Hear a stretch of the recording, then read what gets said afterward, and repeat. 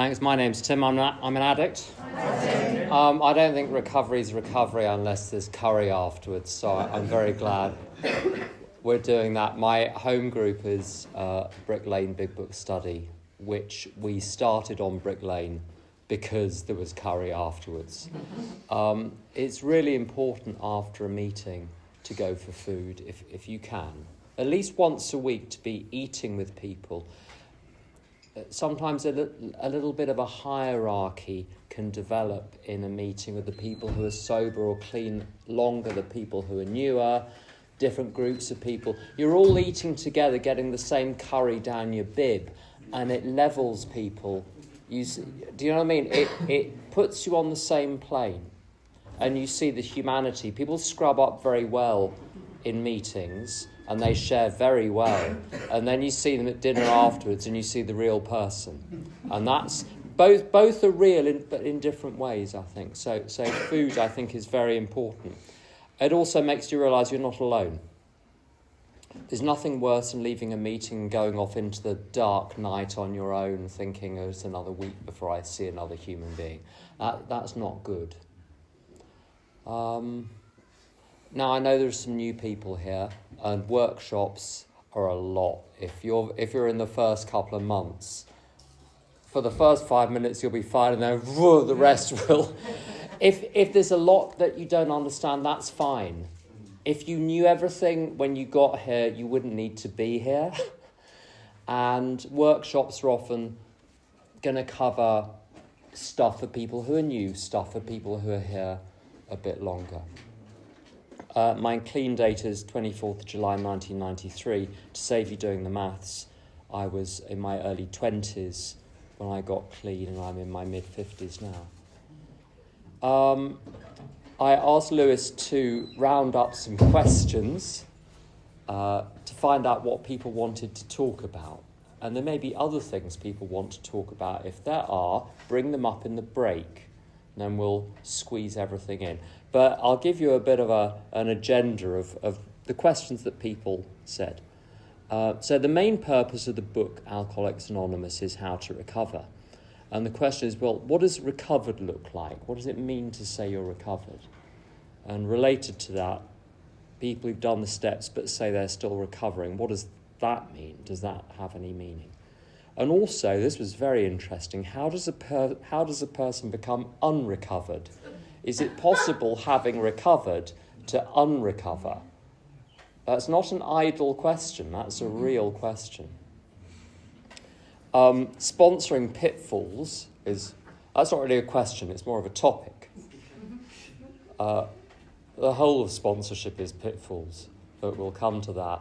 And how does the power to carry the message actually work through those pitfalls? And then someone said, I wasn't quite sure what the tone of the question was, but it was something like, what's the point of the slogans? I got the sense that it was someone that didn't much like them and wanted to get the word from the horse's mouth as to whether we can ignore them or whether we should learn something from them. So I think it'd be helpful to cover this question of recovery. So the book says the main purpose of this book is to show people how we've recovered. Now, that was AA, that was alcohol. We're in CA. Whatever you did, whatever you took, wherever you stuck it, you're welcome. Snort it, sniff it, drink it, smear it on, just whatever did the trick. We're really not fussy. AA can be a bit fussy, but we're not fussy.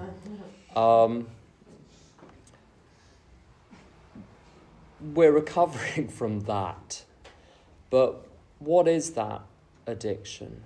You go to lots of meetings and people sometimes tell war stories. Generally, the men are more likely to tell the war stories about the places they went and the things they did, and the women are more likely to talk about how they felt.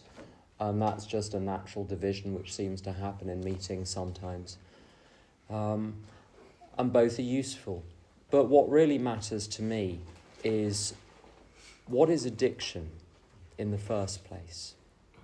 When I was 10 years sober, I'd not gone to many meetings for about a year and a half. I got really unhappy at around 8 years sober. Things are very different now. There's lots of big book, there's lots of program, there's lots of steps. 25 years ago, 23 years ago, not so much. I was in real trouble when I was 8 years in, and I went to meetings and people said, keep coming back. And they said, meeting makers make it. And I'm like, do you have anything else? Do you have any actual substance? And there was just not very much. So I left, but I didn't do so well outside AA. I didn't drink.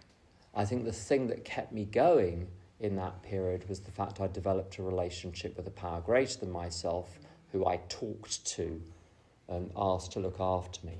And I somehow got through those couple of years and got back.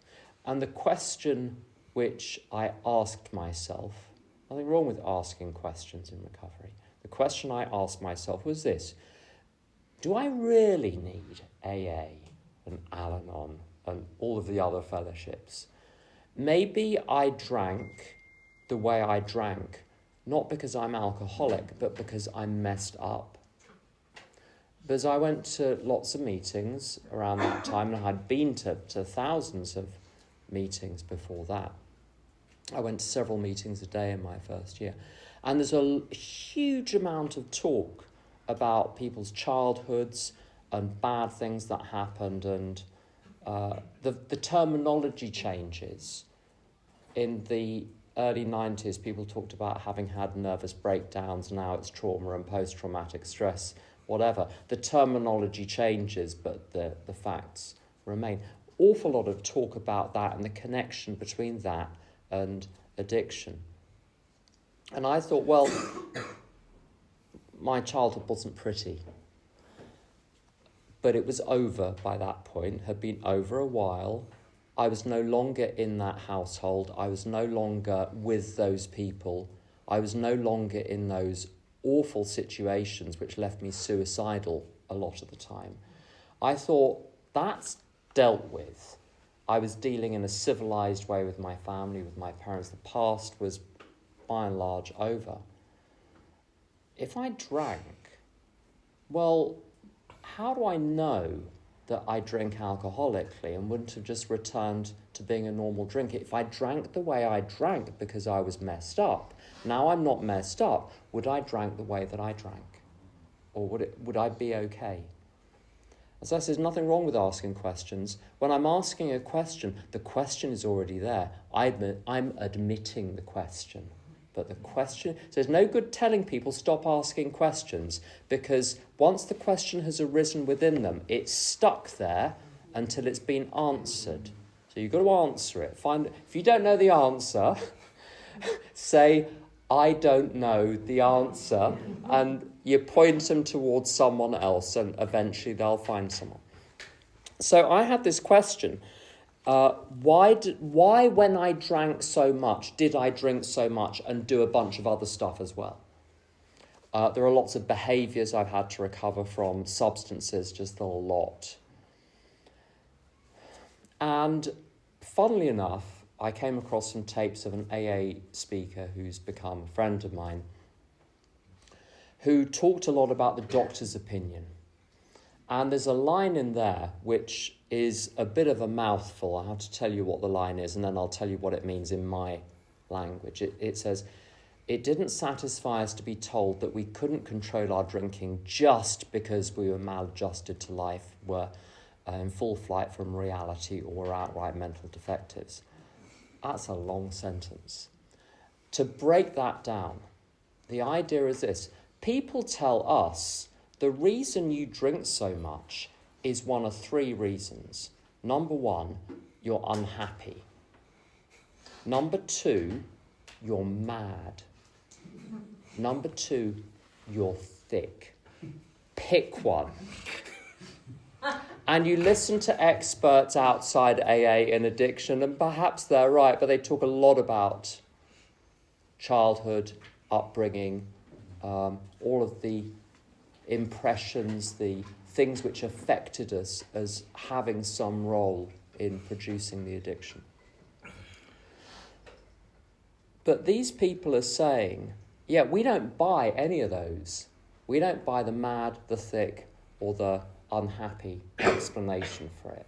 Now, mad and thick are pretty easy to just blow out of the water. Because you in your drinking and using, you met people who were perfectly sane. They didn't think they were Napoleon. They didn't think they were an apple turnover. These are people that can hold down jobs and respond in a reasonable way to ordinary everyday situations. Their drinking and using might be crazy, but they weren't crazy. So that's not a good reason. Also, not everyone one encounters who is actually mad, who's psychotic, is also alcoholic. The two circles don't really overlap very much in my experience. So madness, no. You look around AA, people are just like people out there. There are some smart people, there are people that are not so smart. It's clearly not the case we're all sitting here with dunce caps on because we can't put 2 and 2 together and make 4. It's not because we didn't know what was happening. So it's not because I was mad, and it's not because I was thick. I did some pretty dumb stuff, and I was pretty divorced from reality by the end of my drinking, but at the beginning I wasn't. And yet, when I drank, I massively overshot my 18th birthday. I was too drunk to continue the evening by 7:45 in the evening. I just, talk about the inability to pace myself. That's a real failure of pacing when you're throwing up in a bush at 7:45. And you started drinking about 7:10. It was a good night, but it was a short night. So the question is, why did I do that? Now, there were times that I felt like drinking very badly or doing something because I was so wound up. But sometimes I felt like drinking because it was 5:00 in the afternoon, or because it was one of the 7 days of the week, or because I was having a nice day. There is no immediate connection between emotion and starting to drink. I had 6 months in AA before I had my last drink, and that was a really good experiment. My life got so much better just from going to meetings and finding some new people and learning about what my drinking was like, and from the mere fact of not drinking most of the time, everything was getting better. And I was really glad I'd found AA. I was happier then than I'd been in my whole life, and yet I kept going back to drink. I knew that there were answers to all of my problems in AA, and yet I kept going back to drink. So the idea that I go back because the pain is so bad doesn't wash with me, because I went back when the pain wasn't bad. And then you look in the big book, and on page 15, for you page junkies, page 15, there's a passage where Bill W., who is one of the co-founders of AA, said that he was having a really rough time in the first few months. So he had got sober by having a spiritual experience. He knew he had to try and help other people have this spiritual experience. He wasn't having much luck with others, but he was keeping himself sober. And he was so unhappy a lot of the time. But he didn't drink. He didn't relapse. And then one of the big stories about an alcoholic who relapses because he doesn't take up the program offered by AA is pages 39 to 43. Fred, whose life is ideal, his life is impeccable, he's had a great day, not a cloud on the horizon, and he drinks. So I can get rid of the idea that I drink again in response to I've had this emotion, I'm going to think through what to do, I know, I'll drink, and then I go and drink. That is not what is happening. Or happy people would never relapse, but they do. And unhappy people would always relapse, and they don't. Back to the childhood question. Do I drink the way I drink because of my childhood? Not an unreasonable hypothesis. I can see why people might say that. Everyone, God bless anyone in my family listening to this recording afterwards, but they're fucked. They really are, everyone in their own special way. There are some exceptions. That gets me out of it for Christmas. But there are so many unhappy people. Both my parents were, God rest their souls, were institutionalised for mental health problems. My sister had very serious mental health problems. My aunt, another sister, all sorts of cousins with all sorts of problems. Yet when they have a drink, nothing happens. Same trauma. So my mother and my aunt, growing up in Europe, I'm not as English as I might sound, growing up in Europe during the Second World War, some of the family in a concentration camp, beaten as children. You want trauma. That was a traumatic thing. Escaping along a road with Italian bombers, going very low and machine gunning the people in the refugee trains. That's trauma, near-death experience, and observing other people dying and being very seriously injured. When my mother had a drink, that was it. She'd had one drink. My aunt, exactly the same. So if it is causing trauma, why aren't they alcoholic? There's something else. Now, the fact is, the big book is brilliant because it says we don't actually care why you're an alcoholic. We care that you're an alcoholic. And our experience is this. If when you drink, you massively overshoot, if when you take whatever the substance is, you massively overshoot, bad news, Buster, you're stuck like it. It ain't going to go back to the way it was before. You're just in a different category of people. Now, I was like that from day one. I've got friends who didn't become alcoholic until they had been drinking socially for 20 years. And there's a click one day and it changes. And it's called this phenomenon of craving. Now, phenomenon means we're just observing it being there. That's what a phenomenon is. We're not interested in the why, we're interested in the that. So if you overshoot, what the book says is you don't even have to overshoot every time. If you overshoot 1 time out of 3, hard luck, join the club. It's going to get worse, by the way, over time. So this is one aspect of addiction, is when I have a drink or do something else, I get the flavour for it, even if I'm not enjoying it. You see, that's the other thing. The fourth thing to knock out of the park is the notion I did it because I liked it. Of course, when I liked it, I did it. But when I didn't like it, I did it. So I was never doing it because I liked it. Or when I stopped liking it, I'd have stopped doing it. And that was the real mystery in the last few months, when I was having a horrible time drinking and it didn't dent the quantity at all. And I felt condemned to doing it.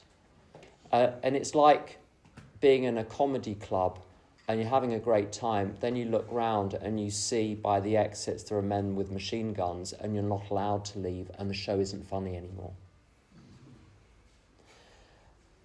So this physical aspect of it, the reason it says it's physical is because, well, to put it simply, once you're like that, you're stuck like it, you're built like it now. And I've spoken to a doctor who was the head of a treatment centre in Germany, a huge treatment centre and mental health hospital, a huge place. And he said what they say, the doctor's opinion essentially is the same as the science now. It's more refined now, but essentially once you're like this, you're stuck like it. You've got 2 options. Either carry on drinking until you're dead, or stay away from it entirely. Now, there's a second element, and it's really easy to test. Once you realise that you can't drink safely, if you drink again, welcome to AA, welcome to CA, welcome to whatever A is the appropriate one for you. This mental obsession business, the trouble is with the phrase mental obsession, is it makes it seem as though you have to be thinking about alcohol the whole time or thinking about drugs the whole time. And that's not what they meant. Doesn't mean you're preoccupied with it. Doesn't mean it's on your mind the whole time. In fact, I could be sober for weeks or months and the thought would occur to me to go and use, and poof, I'd be off again. Once I was living in a country, this is before I got properly sober, I was living in a foreign country. And I lived in a city, and the capital city had an English AA meeting, and I travelled on an overnight train 1,000 miles to this capital city, and I found the location of where this English-speaking meeting was supposed to be. This is before the internet, so if you got a piece of information and it was wrong, that's the end of you. There's nowhere to go and look anything up. I got there, no meeting. There was an old Russian woman saying, "The Americans left several weeks ago, we don't know where they went." And having gone through all that effing palaver, I went and had a drink. Now, there were things going through my mind, but the impulse to drink comes first and the alibi comes later. And so when I'm looking back at my drinking and using and asking why I did it, the last person you want to ask to find out why I did it was me, because I'm an unreliable witness. The whole nature of addiction is that it's about self-deception. So if you know someone is deceiving themselves, you don't ask them for information because they don't know how to give it. Now, right at the end, the game was up. I knew absolutely I was an addict, and my brother died of addiction, with addiction, pretty young. If he'd recovered, he wouldn't have died. The way he died, he wouldn't have died. I knew the game was up, and as soon as you realise you're under the cosh of something, as soon as you realise you're drinking and using against your will, the addiction's days are numbered, because pride naturally rebels against that. So if you were your addiction, how would you keep you drinking and using? You would convince you that you wanted to do it, that it was a good idea. And that's where all the self-deception comes in. It's the addiction's self-protection mechanism. If it had to say to you up front, yeah, I'm going to get you to do some stuff which I want you to do so I feel better, and it's going to kill you, are you okay with that? You'd be like, fuck no. Because it makes no sense. Why would I do that? For what? This little bit of my brain that wants another hit. The only way it gets me to do it is by convincing me that it's a good idea. And then, so I would say to myself, well, I drank because, or I drank in order to. And then years into AA and the other fellowships, I said, I carry on the story. That was my addiction still talking to me, justifying why I did it. The cold, hard truth is this. My brain as an addict is programmed periodically to say, let's get loaded. And then to get me to do it, it tells me a lie, which I hear in my own voice and is very persuasive to make it seem like a good idea. And then we all go off and get loaded. So it's compulsion coated with this alibi. That's addiction.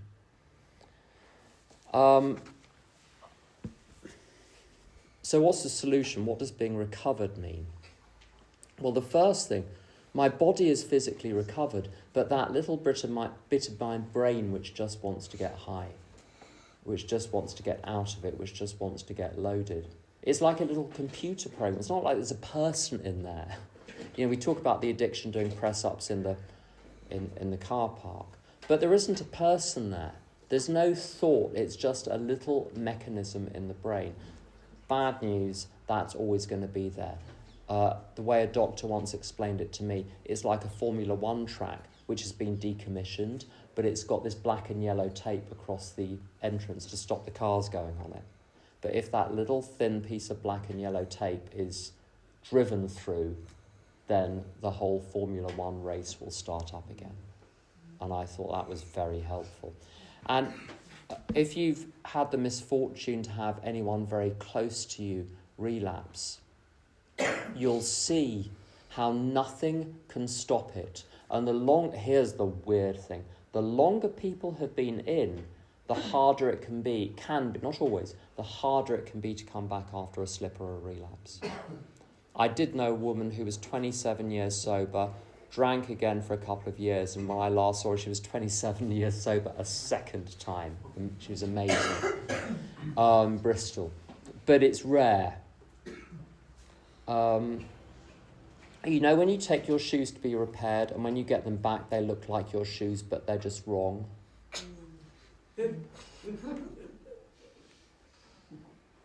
And a friend of mine drank again after 30 years. Acquaintance of mine drank again after 30 years. And when he came back wrong. Just the brain wasn't working in the same way, and we couldn't get through to him, and after a few months he disappeared again.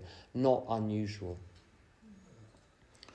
But when you watch it, here's the amazing thing. Looking back, a friend of mine who relapsed a few years ago, when I look back, I could see the roots of it starting 3 or 4 years before the actual relapse happened. That was after 20 years in recovery. You can see the roots. If you spot things, you're not wrong in yourself or in someone else. Because you know what we're all the same on this, I think. That's how you know. If something's fishy, it's because it's fishy. You're not making it up. You might be wrong on the detail, but when there's something up, there's something up. So say something. My friend Louise said, you might as well tell the truth because they're going to die anyway. You might lose a friend. They might be pissed off with you for a while. But you don't want afterwards to have to say to yourself, if only I'd said something, maybe something could have been done. But once the juggernaut has started up and all of the mechanics are activated, nothing can stop it. Providence can stop it. Something can step in and just bring it to a halt. But there's no button you can press. There's no magic thing. Perhaps something you say will be part of that mechanism that stops them, but you can't make it happen. So what we're dealing with is really serious. And the upside, however, it's been said to me many times, you never have to use again. You never have to use again. And so this is not a cosmic lottery where lightning strikes some people drunk and other people are somehow preserved. It's entirely in my hands. And this is the amazing thing. You'd think if there's power greater than ourselves, God is going to come into our lives. Well, we just have to wait for it to happen. The amazing thing that it talks about in the book, it says in the foreword to the second edition, a wholesale miracle. So what is recovery? It is a miracle happening in my life. Now, if you were watching a game of billiards and you saw a ball moving across the bays of the billiard table, you could tell exactly where it was going to go, because whichever direction it's going in, that is the direction it's going to carry on going in unless it hits something. My life was going in one direction, which was down the pan in 1993. And then, with a kind of sharp knock to the head, as it were, suddenly my life started going in a different direction when one day I was going through the hall of the house I lived in, and I saw the telephone table, which I'd seen every day for the years I'd lived there, and I thought, why don't I call someone? I don't know who. And I looked and there's the call. It took 30 odd years to get through, but here it is. And I didn't know who I was going to call. And I opened the Yellow Pages or similar, and I looked up alcohol, my favourite topics. I looked up alcohol. There was Alcoholics Anonymous, and I called it. Now, the miracle happened when I suddenly decided to look up that number and make that call. And nothing's been the same since. Even though it's been terrible at times, the direction has been the right direction. Just because you're going through turbulence doesn't mean you're not still moving forward. So when you're in a plane and it's turbulent, it doesn't mean you're now going backwards. No, you're still going forwards, but it's bumpy. Just carry on. What's the point? The point is if you were watching a billiards table and a ball was moving, and without anyone hitting it, it suddenly started going off in a new direction, you'd say, well, it's a miracle, because it appears to break the laws of science. A miracle is something which appears to break the laws of science. Science will tell you when a ball is moving across a table exactly where it's going to go, what will happen if it hits the stuff on the side or another ball. Science will tell you that. But science won't tell you if someone is going to pick up a billiard cue and hit one of the balls. Science can't predict that bit. And the thing with the miracle and God is you can't see God's hand, you can only see the effect. So that moment when my life started to go in a new direction, the miracle had already happened. That's what they mean when the miracle has already happened. The job of recovery is to take that miracle and turn it into a permanent state of affairs. And so what the book is about, basically, I can't get rid of the fact that I'm an addict. I can't get rid of the fact that my brain has this mechanism that will kill me. And over the past 30 odd years, there are little moments when it wakes up and says, let's get high. Let's have a drink. Let's do this. Let's do that. If recovery involves keeping that little fucker silent for the rest of my life, good luck with that one. Because your brain burps out bullshit all day long. And one of those little bullshit burps is going to involve a drink or something. You can't stop your brain from giving you really bad information. The only thing you can do is to stop that information tipping over and converting into action. Does that make sense? Like, the ability not to act on the most recent impulse that has come into your brain. Now, willpower won't cut it, because willpower is really good most of the time. It's really good just until the moment it stops being any good. And then you think, my God, I tried so hard for so long and it was all for nothing because I was going to fall anyway. And then the next time you're like, well, why bother going through the pain of resisting it when it's going to happen anyway? Then it's really got you. And so what happens today when the thought of a drink or a drug occurs to me is something happens within me which just makes it impossible. I remember when I was 17 years clean, I was in, put it delicately, a situation. And in this situation, I thought, you know what? It would be so much easier if I just used, I frankly don't give a damn one way or the other. And I was close. And then a thought occurred to me. Now, I didn't make the thought occur to me. I didn't say, occur to me, thought. It just, do you know what I mean? It just happens to you. The next thought was, if you used, what would that do to all the people around you? And because I, by that point, did care about the people around me, that made a difference. And I thought, shit, I can't use. Damn. That's a bummer. And I didn't give it any more thought. Now, the exact form the defence comes in seems to vary from time to time. You might suddenly get a phone call. You might just have this visceral reaction where you're filled with horror at the idea of using.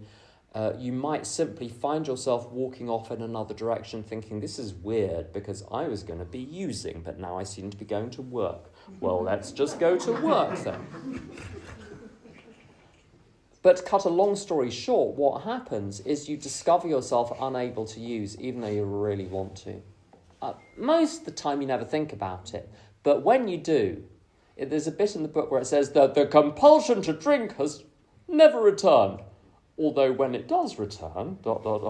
So, yeah, you're fine most of the time. It's not like you're having to rely on this miraculous response 57 times a day. After a while, it becomes occasional. It doesn't happen very often. But it's a reliable thing. Except the thing is, it's just like with being burgled. You can't take out insurance just for the moment the burglars are going to arrive and be uninsured the rest of the time because you don't know when they're going to be there. So you've got to be insured the whole time. So the bad news with this recovery deal is, and to put it bluntly, there's no nice way of saying this, you have to have an operational relationship with a higher power, where you've got a higher power that's not just on Sundays and not just in theory and not just in principle, but it's a working relationship. The notion that you're a servant and God is the employer. Now, if you've got a problem with the notion of a higher power, you'll get used to it, as long as you don't put up too much of a fight, which wouldn't do you any favours. You can figure out the theology in about 5 years' time. Just park that. There are probably a few other things to clear up in your life, so maybe deal with those and worry about whether God created the universe and why there are dinosaur fossils and things like that. Figure that out. Like, make a note in your diary, 2031, did God create the universe? And just then park it. So this relationship with God, that's the core of being in a recovered condition, where you're not always cheerfully, but consistently submitted to a way of life which involves trying to do what you think God's will is, rather than doing whatever your brain happens to tell you. That's the recovered condition. Now, the trouble is with the word recovered, it gets used to mean all sorts of other things. Have you ever been in a CA business meeting or group conscience meeting, and it kicks off, and there's discussion going back and forth, and afterwards someone says, oh, Nigel, he didn't behave in a very recovered way, did he, today? And it's used as a synonym for nice. And recovered and nice, they overlap, but they're not the same thing. To be recovered means that I'm seeking to do God's will.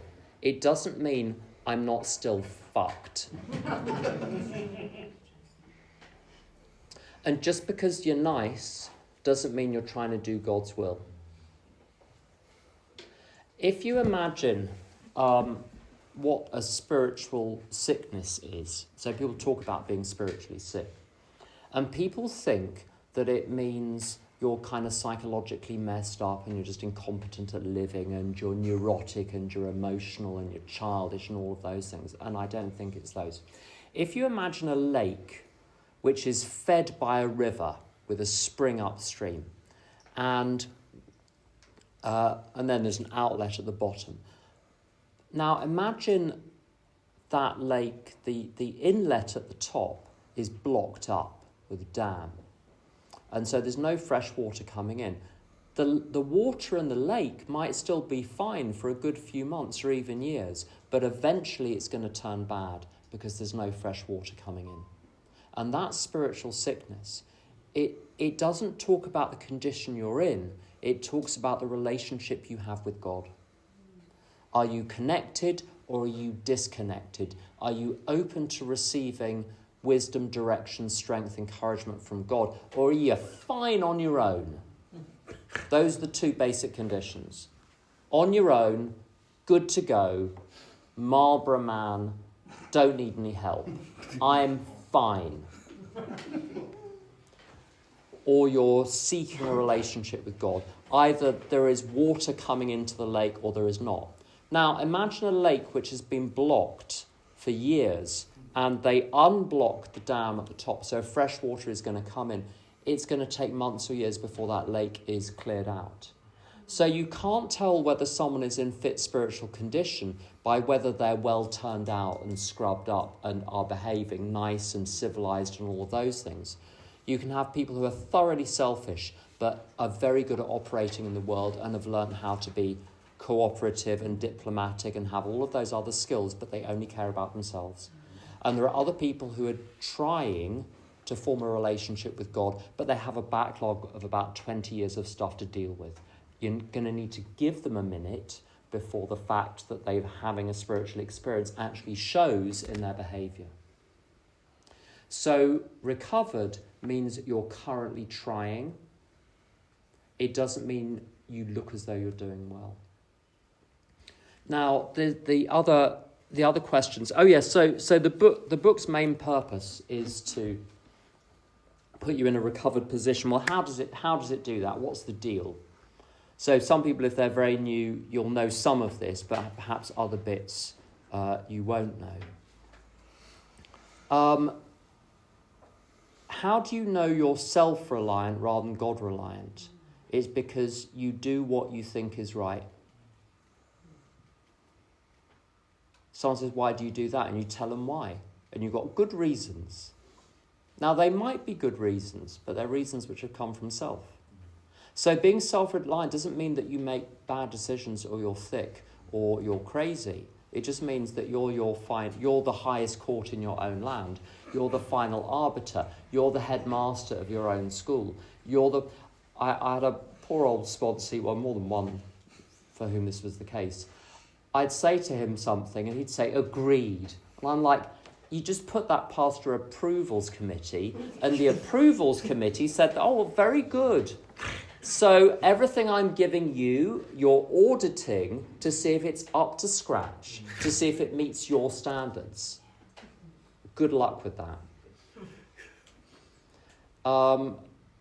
Self-reliance is having the last word. Self-reliance, I'll decide by myself.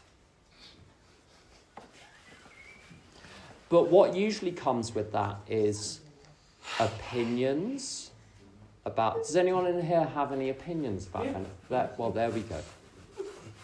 Has anyone been on social media recently? There are some people with some opinions there, aren't they? I was spouting off about something a few years ago with my other half, and he said, it's nice to have strong views, isn't it? I thought, fuck, I've blown it now.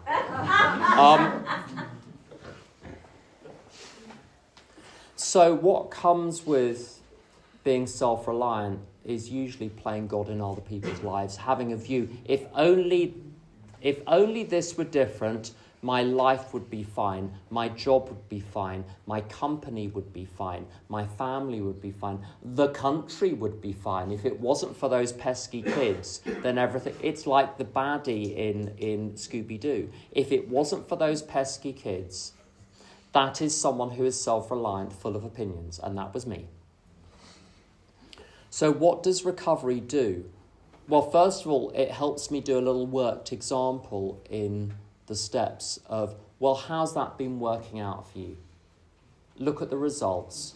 Are you peaceful, happy, content, free of conflict, free of desire, just bumbling along, happy to just serve the world around you? No. Oh, okay. So when was your plan going to kick in? You're going to give it another few months, just see if it's going to work? Okay. So having realised that my plan doesn't work, I do a couple of things. I get off the throne, which doesn't belong to me anyway.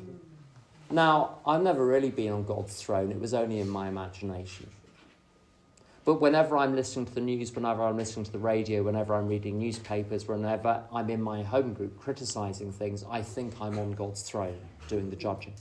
So I've got to realise, first of all, I'm not on God's throne. God is on God's throne.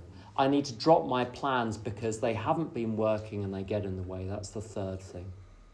The fourth thing is to issue a general amnesty to everyone for everything. Because the only person I'm keeping on the hook, I'm not holding them to account. I'm keeping myself in prison. The way to forgive people is not to continue to see people as miserable wretches, but to kind of dispense forgiveness like putting an ointment on it or something. It's to withdraw my judgment in the first place. And then we've got the biggies, which is I've got to confess all of the stuff that's been going on to someone in step 5, and I've got to make amends. And to do that, I need to do an inventory, which is steps 4 and 5. Now, you might say, well, why can't you? I'm going to do another few minutes, just 5 more minutes before the break. You might say, right, you need a higher power in order to get between you and the drink. Fine, because if you have the drink, you're going to die. We don't want that to happen. So great. Why don't we just go and have a relationship with a higher power? Why do we need any of that crap? Why do we need to do any of that program? Unfortunately, it's house rules. Because let's say you're working for an employer. You sign up, but you're trying to run your little business under the desk. You won't be running your business well anymore, and you won't be serving your employer anymore. So that business has to be shut down. And when someone explained that to me, it made sense. Why I have to recognize my real position, which is not creator, but creature. I'm created. So my purpose was not given to me by me. The pot doesn't give itself its own purpose. It's the potter who gives the pot the purpose. The pot doesn't know anything from purpose. It's just sitting there. I had to recognize my real status in relation to the universe, in relation to God, and I had to wind up the business and pay all of the debts. Once that's done, I'm now free to do the new thing. And serving God, you know, you go to any street corner and there are people with the placards and encouraging. Fair enough. We're not talking about that. We're talking about something, frankly, far more frightening, which is accepting direction from God on a daily basis about how to live. Now, sometimes people pose very complicated questions to God, like, what shall I do with my life? And, you know, don't need to worry about that. God only wants me to ask him, what shall I do today? And if there are 100 things to do today, 99 of them are exactly the same as every other day. So there isn't a huge mystery. What is God's will? You already know. It's doing the right thing at work. It's doing the right thing at home. Maybe eat a little less. Maybe spend a little less. Just watch a few. Just shave off some of the corners from some of the behaviour. Keep your mouth shut occasionally. It's not a great mystery. So that's what recovery is. It's having a relationship with God where I say to God in the morning, what do you want me to do? And those things to do break down into 3 categories. Number 1, keep the show on the road. I've got to keep my affairs in order. Number 2, fulfill my obligations in recovery and outside recovery. Number 3, make something of the fact that I'm on the planet and still alive, because I might not be, and a lot of people are not. So let's make the most out of being alive and not just be passive recipients of content through devices. There's a lot more to do than that. But with the other questions about recovering versus recovered and how does a person become unrecovered, a friend of mine, someone asked him, he's been sober since 1976, and he's still alive. And someone said to him, so, they were trying to start an argument. They said, so, are you recovering or are you recovered? Then they kind of stood there with the arms crossed, waiting for the answer. And he said, yes. Which I think is brilliant. So basically, if you've adopted the new position, you've forgiven people, you've done the inventory, you've stopped harming people in your day-to-day life, you've confessed the wrongs and you've made the amends completely. Once you've completed that, I think you can say you're not in the clear, but you're in the safe zone. Now, even in that condition, there's a long way to go before you get everything sorted out. And you're going to really embarrass yourself. Once you complete amends, you think, I'm there now. You're going to be embarrassed for a good 10, 15 years on a daily basis with your own behaviour. So just be aware that that's going to happen. And so don't say recovered too loudly, because it will make the embarrassment worse. And then you realise certain things are probably never going to go. They quieten down, but it's like war wounds which kind of flare up when it's damp. It's like that with character defects. The performance is removed, but the potential is always there. So I think both are true. And I think in recovery, if you can hold two ideas in your mind at the same time, that's progress. And the idea, yes, you've recovered in a really substantial way, but there's stuff you're still working on. How do you become unrecovered? Very, very simple. You stop doing what it says on pages 84 to 88 of the big book. You stop sponsoring, you stop going to meetings, and all your friends just sit back with the popcorn waiting for it to happen. It's not complicated. It's not complicated. Just keep doing the things that you tell a newcomer to do. You'll be fine. You'll be fine. So in the second half, we're going to talk about sponsorship and the slogans. Thanks for listening.